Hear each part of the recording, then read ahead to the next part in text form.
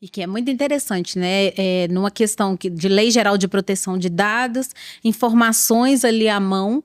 E a gente está no movimento agora que a gente chegou na era do ChatGPT, né? A gente está numa era agora de inteligência artificial, Big Data, ou seja, o mercado.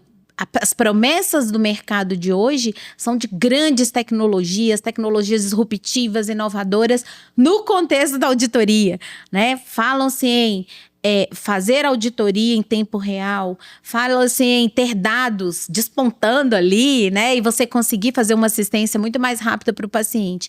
Você que roda no seu mercado aí de auditoria, como é que você está enxergando? De fato, as tecnologias chegaram mesmo com previsão, com IA? O que você está enxergando no mercado? É um movimento muito rápido, porém lento. Porque o que é rápido, porém lento. Ele já está aí, né? Ele já é uma tendência e não adianta querer lutar contra ele. E também não é nem inteligente lutar contra ele, porque para a auditoria, quanto mais informações lapidadas, quanto mais informações trabalhadas você tiver, melhor. Mais é uma auditoria, independente de qual seja a auditoria. Se é auditoria de contas, se é auditoria assistencial, se é uma auditoria de qualidade, porque uma não substitui a outra. Nós entendemos que hoje o modelo de remuneração é um modelo de remuneração prioritariamente fee-for-service. Ótimo, tá tudo certo. O que eu não posso é ficar perdida nas bolinhas de algodão, ficar perdido nos catéteres venosos periféricos, ficar perdido nos equipos e não perceber que o meu paciente morreu por um evento adverso. Isso é que a gente é inadmissível. Porque aí a gente fica correndo atrás do rabo. Né? Gastou aqui 3, 4 catéteres venoso central, por exemplo. Tá, mas ninguém usa 3, 4. Alguma coisa aconteceu.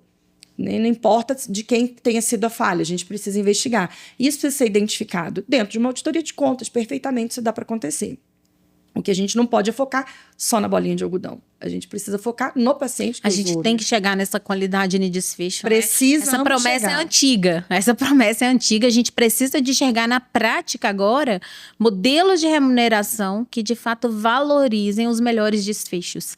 As operadoras de saúde que não enxergaram isso ainda vai amargar exatamente numa qualidade ineficiente. Num modelo de gestão. E é mais ou menos isso que a gente começou a fazer no processo lá da implantação do DRG, que é a pontinha do iceberg, né? Nós não estamos nem falando de IA, nada disso, estamos falando de software com tecnologias muito eficientes, eficazes, mas a gente nem chegou na IA ainda, né? E eu vejo na inteligência artificial inclusive uma possibilidade de uma segurança maior naquilo que a gente, porventura, venha falhar como profissional.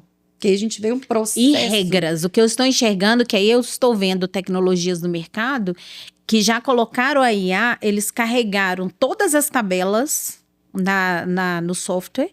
Então, quando vai fazer a auditoria, é como se acontecesse a auditoria automática. E aí é legal, porque você reduz o custo fixo com mão de obra. Sim. Entendeu? Você cria um processo mais seletivo, de validação. Então, carregam-se todas as regras de todas as tabelas. Eu sei que é um avanço interessantíssimo. Então, automaticamente, você tem auditoria acontecendo ali, sem a mão de obra. São seguranças, né? Toda regra que a gente põe dentro, né, do sistema, da IA... E dos contratos, né? Tem cliente nosso que tem, sinceramente, Dani, mais de 500 contratos. Cada contrato com um prestador é uma regra. É uma regra, né? Como que um auditor consegue seguir todas as regras? Uma coisa que você fala muito o tempo todo, desde que eu te conheço, você sempre fala que uma das coisas mais importantes é o auditor conhecer o contrato. Porque se ele não conhece o contrato, como que ele vai fazer uma boa auditoria? Então, você imagina agora as tecnologias entrando aí. Eu acho que aí é um ganho. Muito. E principalmente para o prestador. Porque pensando no sentido seguinte, eu sou auditor de uma operadora de saúde. Eu vou auditar em cima daquele contrato. Agora, pensa no hospital para cobrar. Ele atende 50 planos de saúde diferentes, 50 contratos diferentes. Como é que é essa cobrança dele? Então, é muito mais custoso, muito mais penoso para quem cobra do que propriamente para quem paga. Porque, né, a gente tem um contrato ali, embora às vezes a gente tem contratos diferentes por conta de produtos. Né? Às vezes a gente tem produtos diferentes, operadora de saúde, que você tem contratos diferentes. Mas eu fico pensando agora na visão do prestador. Como que eu atendo aqui 100 planos de saúde, 100 contratos diferentes. Então, a IA vem para ajudar nisso. E também para, assim, pensando, por exemplo, em prescrição, na assistência direta, ela vem também para criar travas naquilo que, porventura, a gente fala enquanto profissional. Que são muitas falhas, a gente sabe disso. Porque a gente paga muito mais por erro do que por acerto, infelizmente. Né? A gente ainda tem uma assistência bem insegura, e seja lá qual for o motivo. Né? Mas um dos motivos que apontam vários estudos é a questão da falha na formação profissional, e eu, enquanto educadora, não posso deixar de falar disso. Né?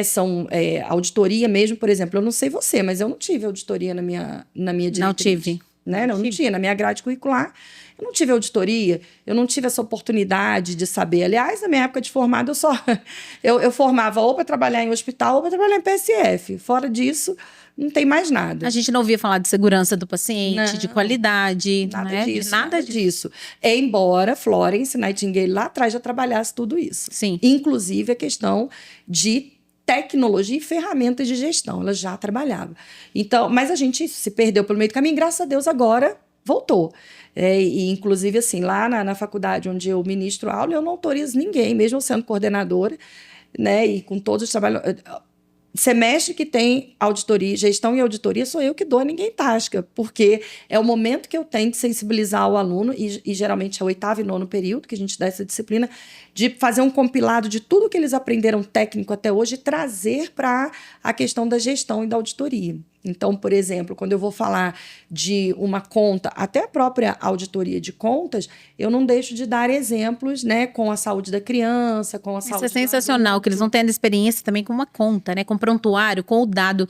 Hoje, um dos pontos principais nos ambientes hospitalares é exatamente ter a evidência da conta, porque a operadora de saúde não vai pagar uma conta que não tem ali a checagem, a assinatura, os gastos, né?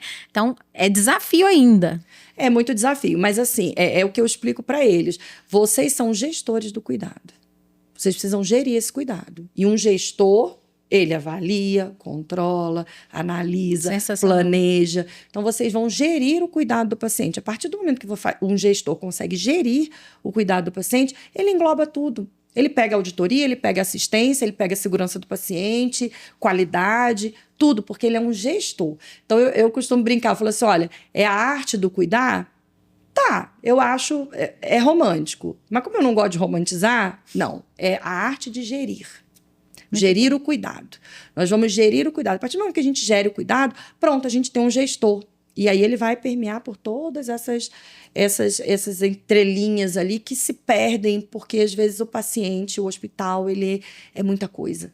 E aí, se você realmente não tiver o controle daquilo ali, realmente... E aí a pessoa está em campo entendendo, o profissional está em campo entendendo o contexto, entendendo o objetivo. Exatamente. Muitas das vezes a gente vê os profissionais ali fazendo uma entrega robotizada mesmo, sem propósito. Então, quando tem propósito na entrega assistencial, aí sim nós teremos bons resultados, bons desfechos clínicos para o paciente. Obrigada por assistir esse corte. Se você quiser assistir o episódio completo, está no primeiro link em nossa descrição e também os demais links de todas as demais plataformas digitais que a Valores Saúde tem acesso. Muito obrigada e até a próxima!